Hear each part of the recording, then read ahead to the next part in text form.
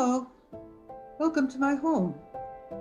My name is Margaret Rozga. I'm the 2019-2020 Wisconsin Poet Laureate. Happy to serve in that capacity. I'm also a emeritus professor of English at the University of Wisconsin, Milwaukee, Waukesha. What I'll be doing today is to read some of my poems and talk a little bit about the process of writing them and how the ideas came to me. I'm particularly glad to be here virtually at the Baraboo Public Library. Baraboo is a place that I like a great deal. I have been there when the campus at Waukesha was part of the UW colleges. We were in the same configuration as the university in Baraboo. So we often had meetings at each other's campuses, and I came to like Baraboo very much then. I have another Baraboo connection that I'd like to talk about. This one will take a little more explanation. So the backstory is that last fall, I was able to go to the island of Islay. It's at one of the Hebrides off the western coast of Scotland. And I went there because there's another Margaret Rozga. She owns a bed and breakfast on the island. And ever since I knew of her, I wanted to go and meet her. So I'm glad I had this opportunity. While we were there on the island, she told us about an incident that happened during World War I when a ship carrying American soldiers to the war in Europe was torpedoed by a German U-boat off the coast of Islay. And it's a very rough, rugged coastline, so not everybody made it to shore, but the people of Islay did take care of those who made it to shore and arranged for a burial of at least temporary until the bodies could be repatriated on the island. It's a wonderful story. The sewing circle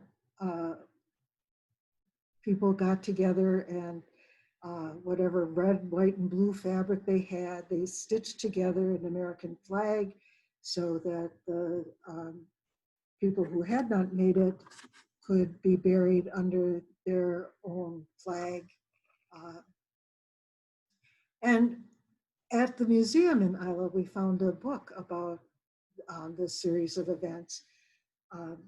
And as I read the book, what I found out was that a lot of those soldiers were from Baraboo. So you can imagine my surprise. Here I am, so far from home, and what one of the things that the people there claim as a significant part of their history connects to very close to home. And I tell you this story because I don't know how well known it is in Baraboo. I hope it is part of the story that Baraboo tells itself about the history of people from Baraboo. And because I have written about Wisconsin, events in Wisconsin history and people from Wisconsin, I like to offer opportunities to others to pick up those challenges. So there may be writers who would like to investigate this further. And at any rate, if there are people who currently living in Baraboo whose grandfathers or great-grandfathers whose ancestors were among those people who were cared for by people in Islay, I'd really like to hear from you. And you can contact me through the Wisconsin Poet Laureate website. Okay, so those are my Baraboo connections. I'm going to move on to talk about poetry. I do write poetry from history, from historical events, among other concerns. Sort of an outward-looking poetry rather than an introspective poetry. and a piece that explains my take on poetry. It was for the one of the last issues of Verse Wisconsin, where the editors asked a number of us to curate a section of poems. So my section was called Poetry, Let's Go Out and Play. And this is the introduction to that section. I'm talking to poetry in the piece, and I call poetry honey. Honey, it's great you entertain yourself, but you're getting all tied up in knots. After the long winter, you need to get outside, get moving, stretch your muscles, make some noise. The fresh air and sun will do you good. You'll love it. You'll feel new energy. Look, your friend History is out there chalking on the sidewalk, but she's working all in white. Here, take your box of colors with you. Share with her. And Justice is rollerblading across the street. Hey, that looks like fun. Want me to get your skates up from the basement? Later, we can go to the corner cafe, find a spot at an outdoor table, brush away whatever crumbs, relax, and have a chocolate croissant. Or we could go downtown, check out what shoppers are buying, eavesdrop on young executives walking in step to lunch. And what about teens skipping school, parking checkers, hotel guests exiting and entering taxis, and clerks taking their breaks in jogging shoes?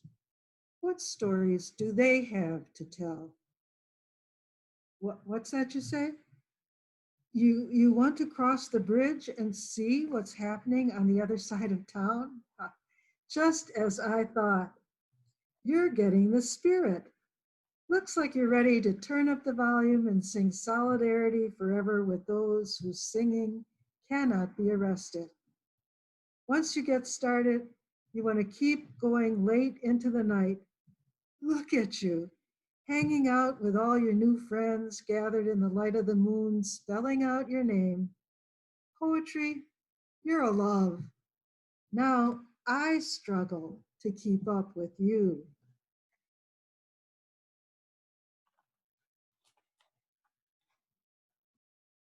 So we're going to do a little chalking with History on the sidewalk today, metaphorically speaking, with these poems. I'm going to begin by reading some poems from Pestiferous Questions, A Life in Poems. The life is Jessie Benton Fremont's. She was born in 1824, died in 1902. So this is going to take us back over a century and a half. One of the reasons that I like to write about history is I feel it's a way to honor my mother, who, if she had not been growing up during the Depression, would have liked to go to college and study history. So here's a poem that sets that theme. History, flat timeline, something to trip up those who walk unawares. My mother longed to pick it up, but her father, her overbearing brothers, somehow she put it in my hands. I see a jump rope, turn it, turn another, jump, double Dutch. So the timeline that becomes a jump rope is a central metaphor in the book. And the people involved in this jump rope, the double persons, are Jessie Benton Fremont and me. One of the things that I was concerned about as I was writing the poems is justifying my writing in Jessie's voice. By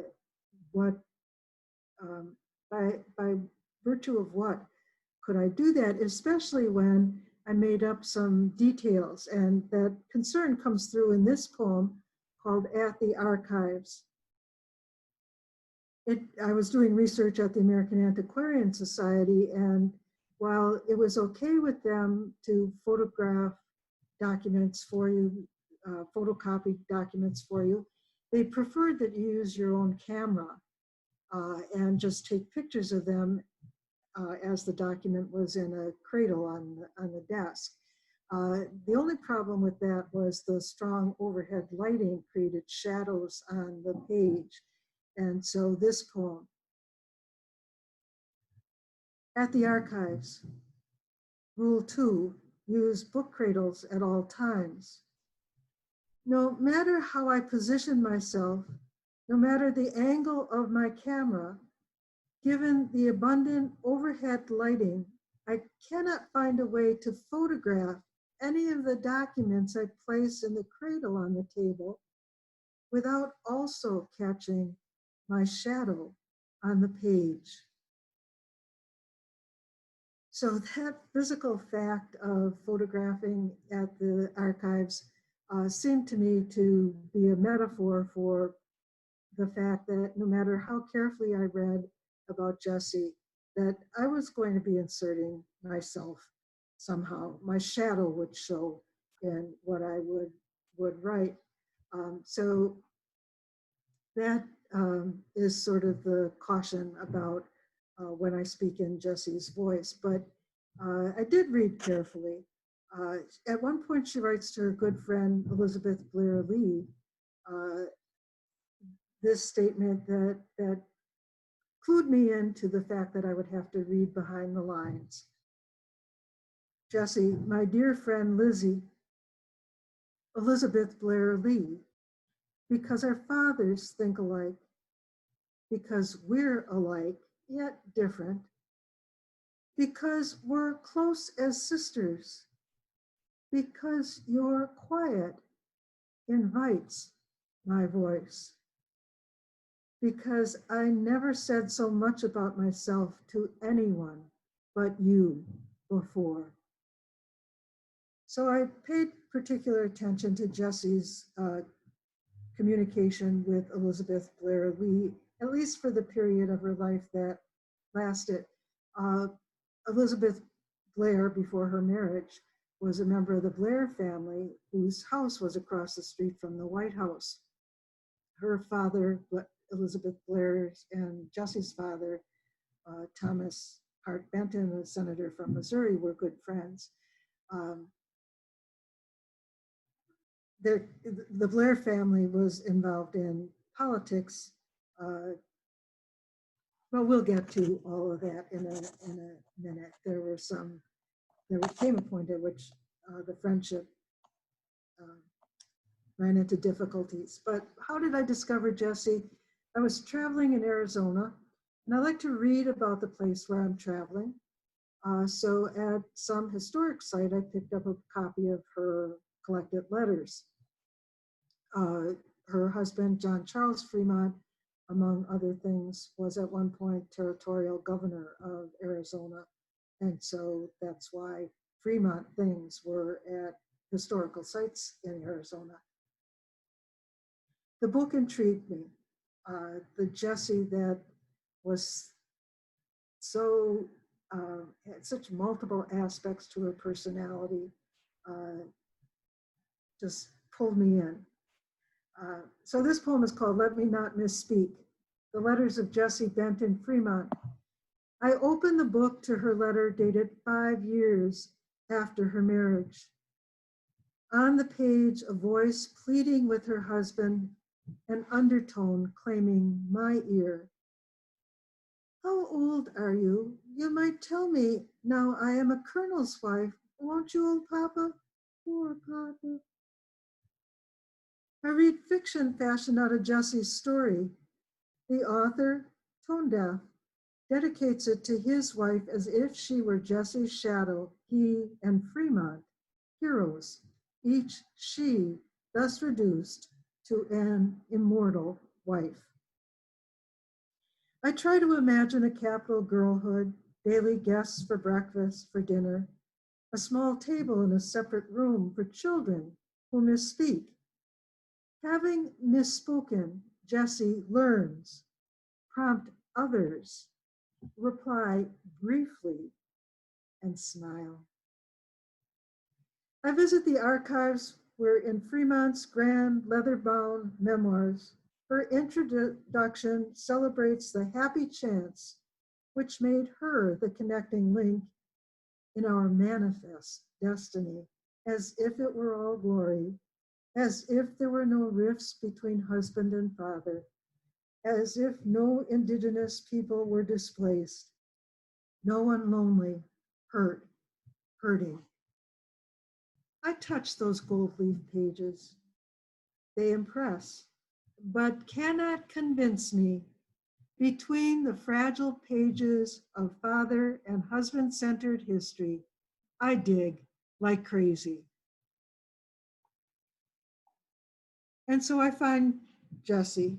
I find her as a schoolgirl. I find her as a young woman about to marry. She marries Fremont against the wishes of her parents. She's very young. She's not yet 18. And her father really, he finds Fremont, who is an explorer, useful in his work trying to expand the country westward. He does not see him as a suitable husband for his daughter. Very bright, very personable, could rank high in Washington society if she made the right marriage, and this is not the right marriage, according to her father. But they elope, and here's Jessie on her wedding night. Jessie, brilliant night. We walked out into the autumn chill, changed as if we had crossed more than muddy lanes. The hem of my dress unsoiled, the way a blur. Soon, love, soon. Mr. Fremont's words floated with me back to my C Street home. Inside, all doors were closed, sweetly closed, mercifully closed. Father going over notes for a speech. Mother, my sisters, hushed tones. I dismissed Harriet after she helped me brush my hair. I opened the window to see the stars. Mr. Fremont knew how to plot them, to calculate their position. Mr. Fremont, John, Mrs. Fremont. I was sure we would be all right soon. Her father's very angry at the marriage, banishes her from the house. The mother helps to reconcile father and daughter, and her father begins to arrange for Fremont to lead these government expeditions, mapping routes westward. So he's not really there very much for 5 of the first 8 years of their marriage. That is the first of some unhappiness for Jessie. Their life takes many turns. Fremont happens to be in California during the Mexican War and is instrumental in securing California for the United States. He becomes one of the first senators from California, but only for a very short term. They live in California for a while, coming back to Washington, where she's much happier. She likes the social life, and so on. And they're opposed to slavery. The irony of her father's position is that he's for Western expansion, but against the expansion of slavery. And a lot of the interest in expanding westward was to expand slave territory. 3 of the expeditions Fremont did were government supported. The last 2, he did 5 in all. The last 2 were privately financed to map a route for the Transcontinental Railroad. And here again, this is one of the things I learned doing the research, how much slavery entered into most considerations about political issues.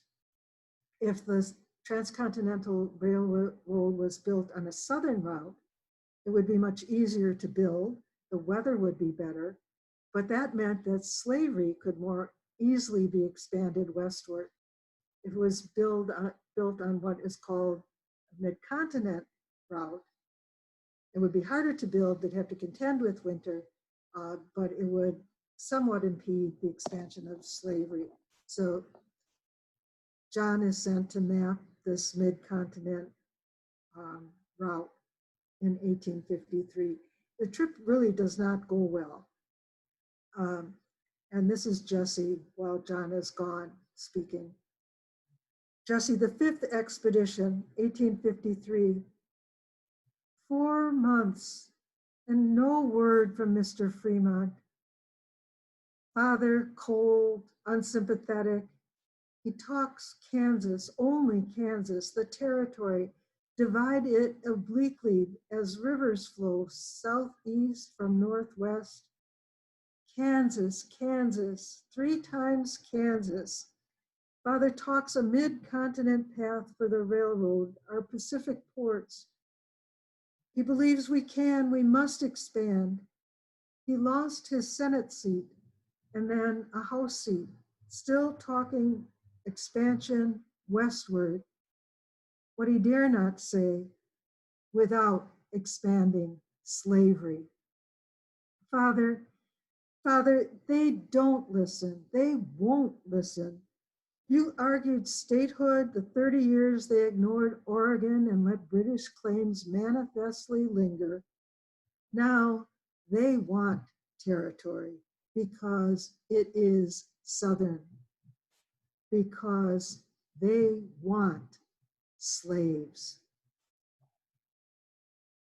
So as a person who strongly opposes the expansion of slavery, Fremont is nominated by the Republicans. They were an anti-slavery party originally. And they nominate him to be their first presidential candidate in 1856. He loses to James Buchanan, and civil war breaks out when Lincoln is elected 4 years later. So Lincoln appoints Fremont commander on the Western Front, which is headquartered in St. Louis, probably thinking that the Benton connections in Missouri would keep Missouri in the Union. This also does not go well. Fremont has his own ideas about what will keep Missouri in the Union. One of those ideas being emancipating the secessionists' slaves. If the slaves, the people enslaved by secessionists are emancipated, then that's reason to stay in the Union, because the enslaved people of Union supporters were not to be emancipated according to Fremont's proclamation, virtually the proclamation that Lincoln later issues. But Fremont does it for Missouri without consulting anyone. It's against Lincoln's strategy. He's furious, and word comes out that Fremont will be displaced, although he's been in the position less than 3 months. Jessie, given her political connections, thinks she can save the position for her husband and decides to go to Washington City, as it was called in those days. And this is her thinking about the war, the Civil War, and her husband's position. Jessie, the president must listen to me. Father lived and breathed history. He took to heart its wars, its issues, saw how generals, statesmen, heroes stood strong, saw how their winning or losing rolled forward to our own times. He taught me. Tonight, with the moon's glare on the dressing table mirror, I cannot see myself, not clearly, and there's so much unseen, even in daylight, unseen by friends, old friends, once friends, unseen by men who cannot look themselves in the mirror, can no longer look me in the eye, among them Frank Blair. Father, so kind to him. Father offered Frank his connections. How else does a man like Frank, fond of drink as he is, gain election to Congress? I cannot see why he turns against me, against us. Can he not see soldiers in tattered uniforms, some with no uniforms, some even without shoes? His friends sell the army blind horses, sick mules, rancid meat, thin or rent canvas for tents. Troops muster in, muster out, unpaid, discharged.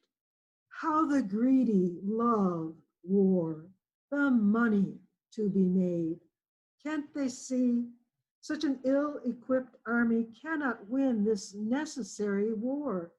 Why do they not see how order is necessary, how General Fremont must be obeyed? The chain of command is only as strong as its weakest link. So many weak links up and down this chain.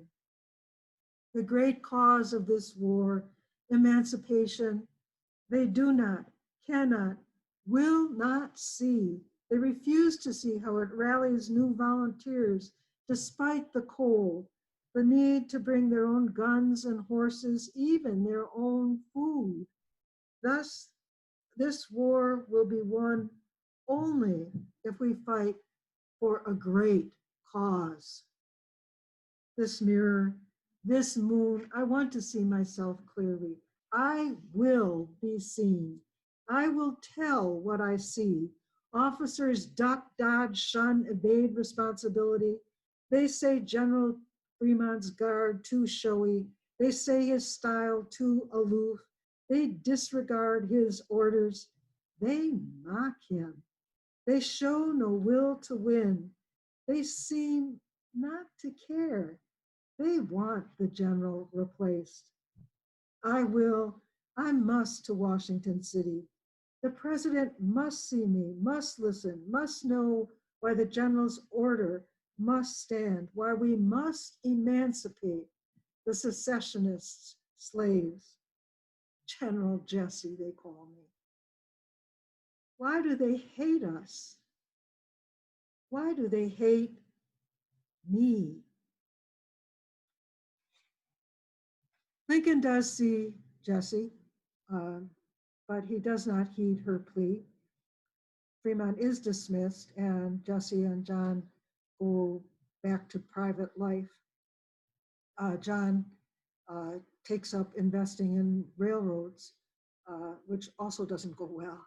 And at one point, Jesse becomes the wage earner in the family, writing articles for the New York Ledger.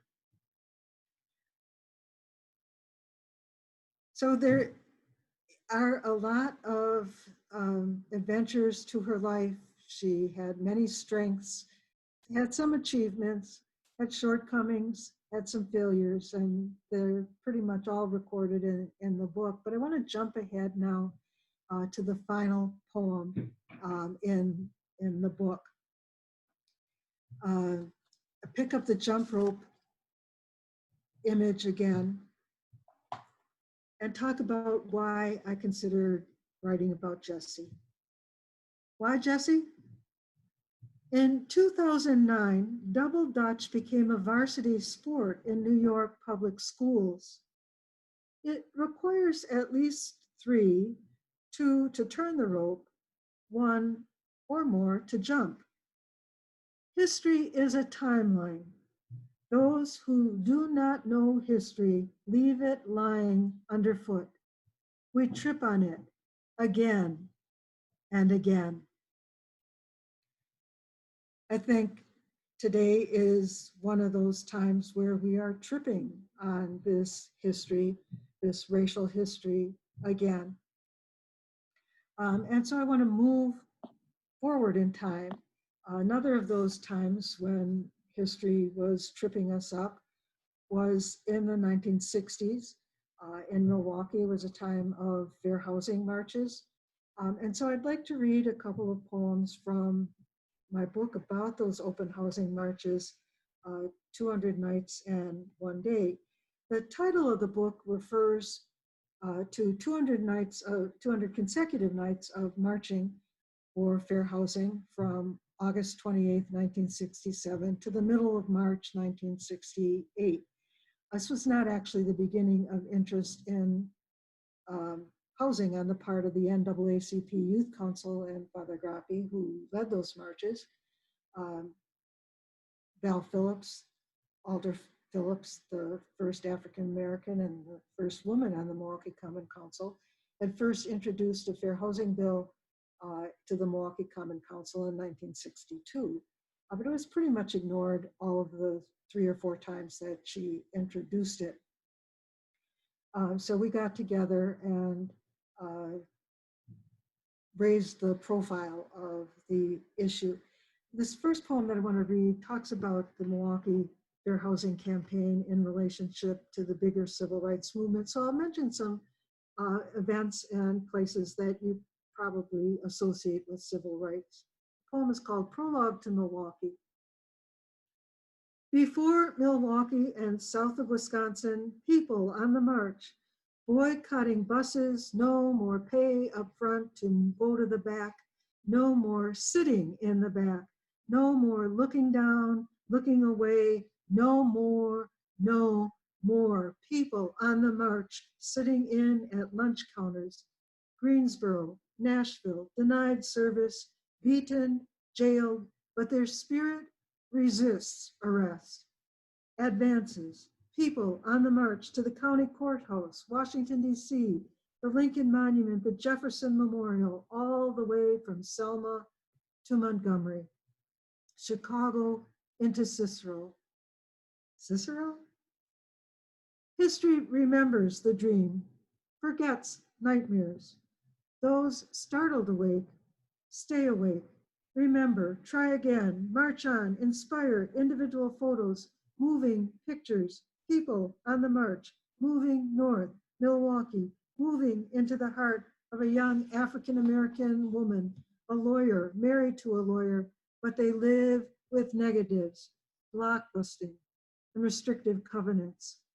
People on the march, moving a young African-American man, a Marine returned from Vietnam seeking a home for his family, told by the owner, I can't rent to you. What would my neighbors think? People on the march, moving the heart and soul of a white Roman Catholic priest at St. Boniface Church. He listened to the Vietnam veteran. He watched the young African-American woman win election to the city council, vote for a fair housing bill all alone, time after time after time.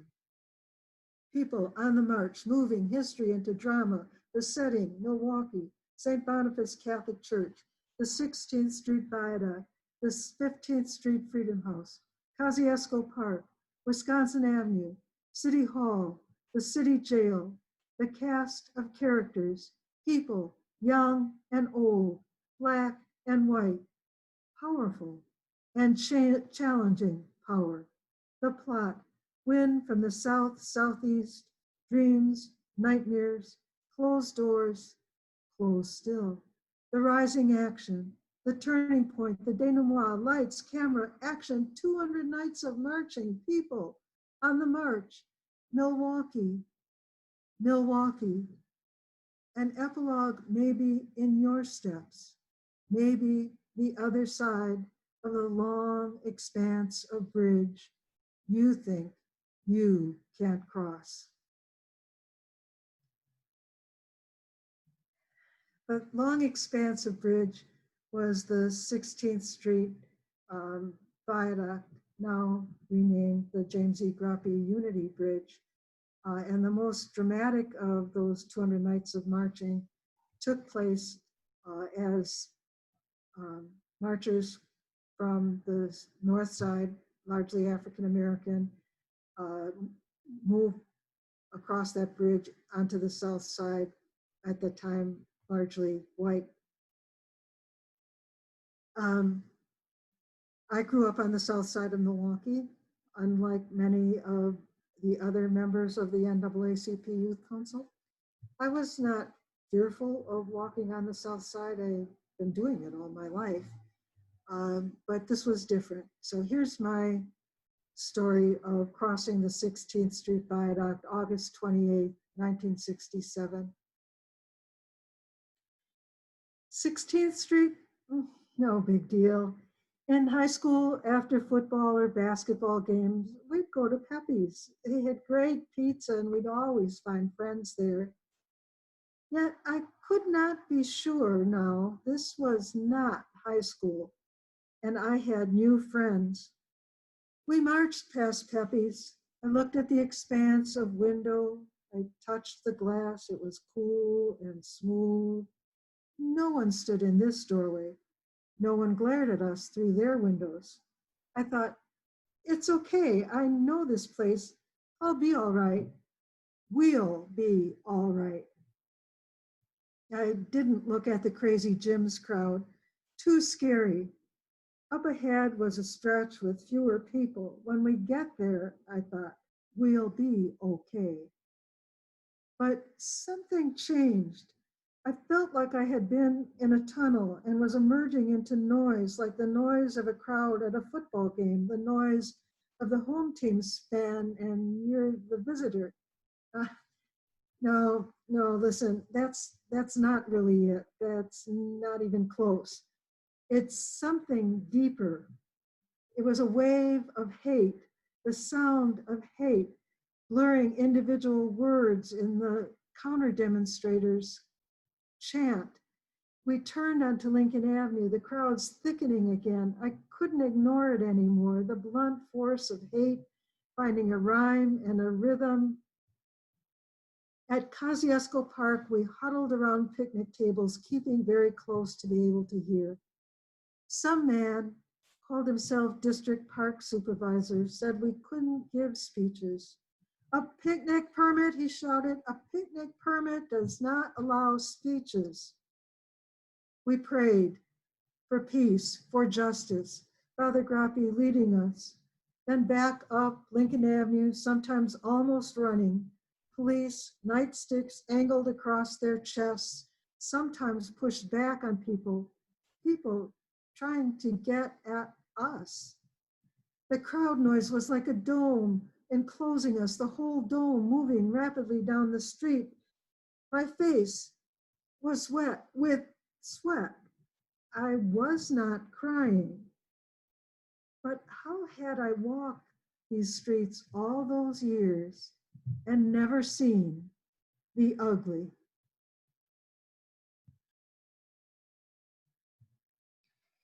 So the demonstrations went on, reinforcements, supporters came from around the country, 200 nights of them, into the cold of the winter of 1967 when the Packers played the Ice Bowl.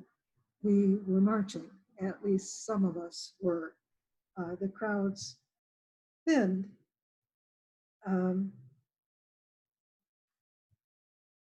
And we began to feel like losers all this time, all this effort, and not much in terms of results. So here's that poem. We felt like losers. March 19th, 1968, the 200th March. Where, who, what, when? For 200 nights, the NAACP Youth Council on the bridge, in the jails, at the city limits, in Judge Seraphim's court. What will it take? How in our life? After 200 nights, the Milwaukee Youth Council, momentum gone, money gone. What will it take? How in our life? How closed their minds? How hard their hearts? Momentum gone, money gone, wondering what future? What next month? What closed the minds? What hardened their hearts? What to say when it's not over, but it ends? Wondering what future? What tomorrow? How to bridge such injustice, counter such limits, what to say to move the mayor, to upend denial, what, who, where, when. We could not have known in the middle of March that within a month, fair housing would be the law of the land. But April 10th, 1968, Congress, who had been considering a civil rights bill, finally passed it, moved to do so in large part because of the rioting that broke out after the assassination of Martin Luther King. I like to think of that when people talk about the way to get results is to be nonviolent.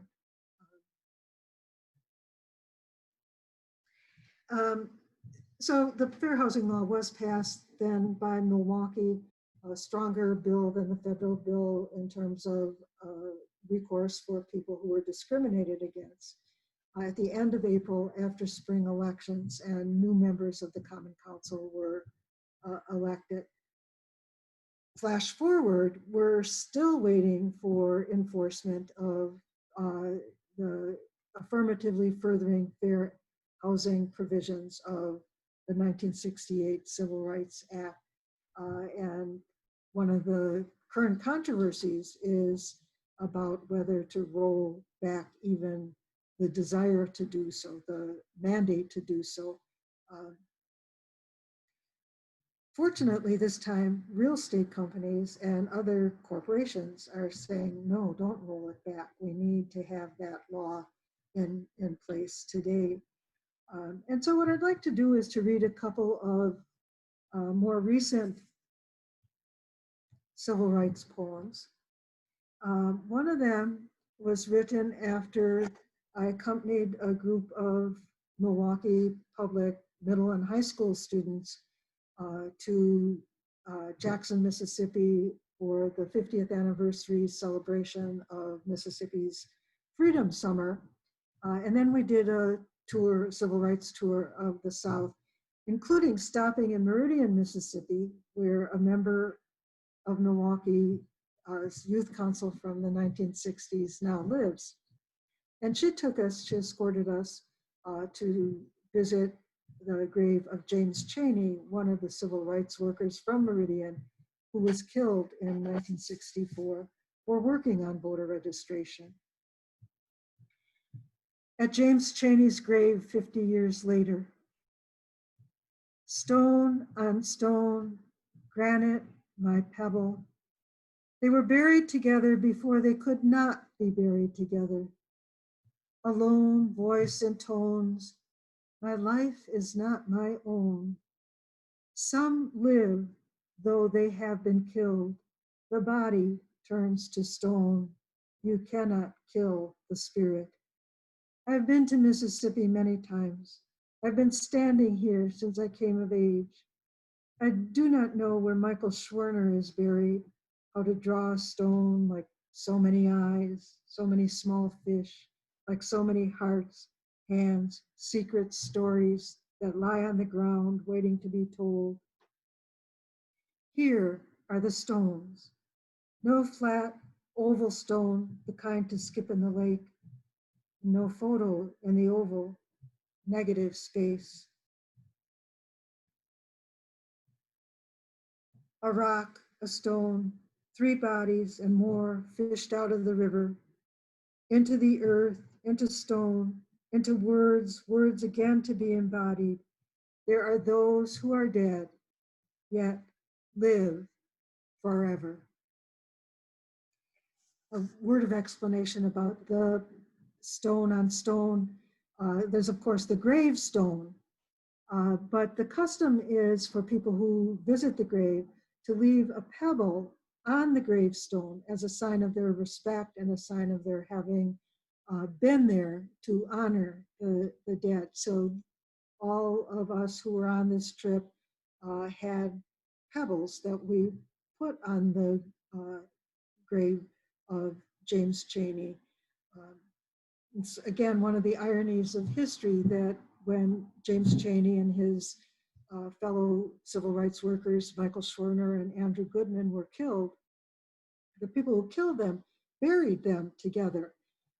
But Mississippi law was that blacks and whites could not be buried in the same place. Rita Schwerner, Michael Schwerner's widow, wanted her husband, who was white, buried where James Chaney is buried, but it was forbidden. And I don't know where Michael Schwerner ended up being buried, but the segregationists buried them together and then said they couldn't be buried together. For the 50th anniversary of Milwaukee's open housing marches, we had a number of celebrations and events and activities. One that I was particularly involved in was creating a poetry chapbook anthology that would try to envision what it was we were working for. Where was it that we wanted to live? What kind of community was the community that we wanted?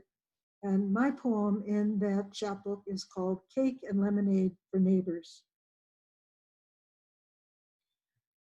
Where I want to live, neighbors gather on front porches, watch their children play across multiple front yards, laugh in Spanish, Arabic, Burmese, English, talk about back in the day, share sweet and savory snacks, lend each other a cup of sugar or flour, borrow hedge trimmers, a shovel or rake, help with chores when need be, apologize when need be, offer a word of advice and not more. Drums, strum guitars, and pluck banjos make a little noise sometimes. Sometimes bring out a kitchen chair so everyone finds a comfortable place to sit on the unscreened, wide, or narrow porch, or on the stoop. Sometimes just enjoy all black, brown, white, golden quiet together. And let me include here a poem that was written this year. I rent an office at a nonprofit in Milwaukee called Arts at Large. In the gallery space, they have exhibits. The last exhibit before the space had to close for shelter at home was an exhibit of the work of artist Munir Bahauddin, who works mainly in clay, not exclusively, but primarily. So I wrote a poem in response to his exhibit. A couple of things that are helpful to understand about the poem is that I also write a column for a local newspaper about someone and their favorite poem. So I wrote that column about Munir. And among his favorite poems is one by Dylan Thomas called "And Death Shall Have No Dominion." So what this poem does is to take the title of Dylan Thomas's poem that Munir loves and use a portion of it, gradually getting more of it at the end of each stanza until you get the whole title near the end. The other thing that it's helpful to know is that according to the program notes for this exhibit, the first ship to bring Africa to this country to be enslaved was called the good ship Jesus. So that's referenced here. The poem is called "No Room Here for Hate." Where love takes shape, where supple clay in capable hands, where maker faces history, strips the good ship Jesus of its sails, and death shall, where centered depth framed and unjailed, where open invites, where touch makes good, where winter snows beauty, where we turn to symbol, to story for warming, and death shall have, where slant of vertical, where patient lines, where detail, where saving, where healing, where square gentles its angles, caves open away from nature's gleam and sage's inner light, and death shall have no. Where beauty, swift entangle of fish, where play makes knowledge palpable, and children touch, hesitate, take, create what courageous shapes they imagine, death shall have no dominion. Here, angled, here, intersections, here, in print, paper, paint, clay, here, in flow from generation to generation, there is no room for hate. Let me read just one more poem. This is from my book, Justice, Freedom, Herbs. It's the closing poem.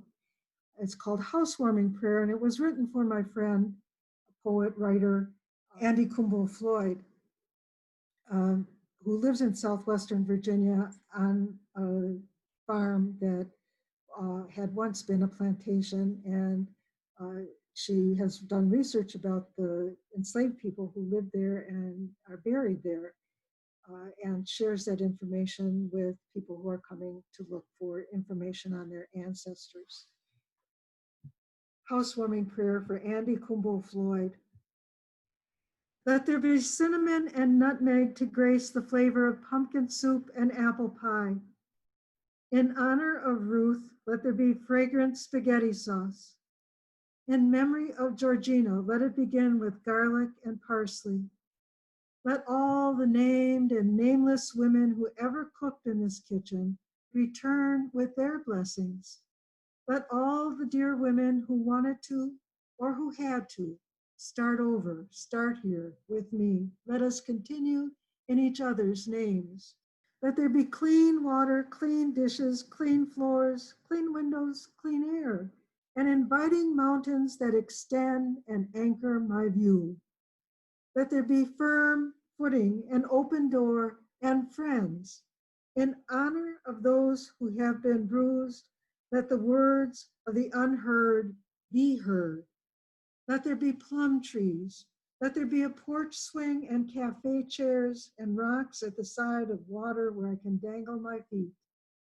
Let there be a strong and gentle dog and a porch where she can nap.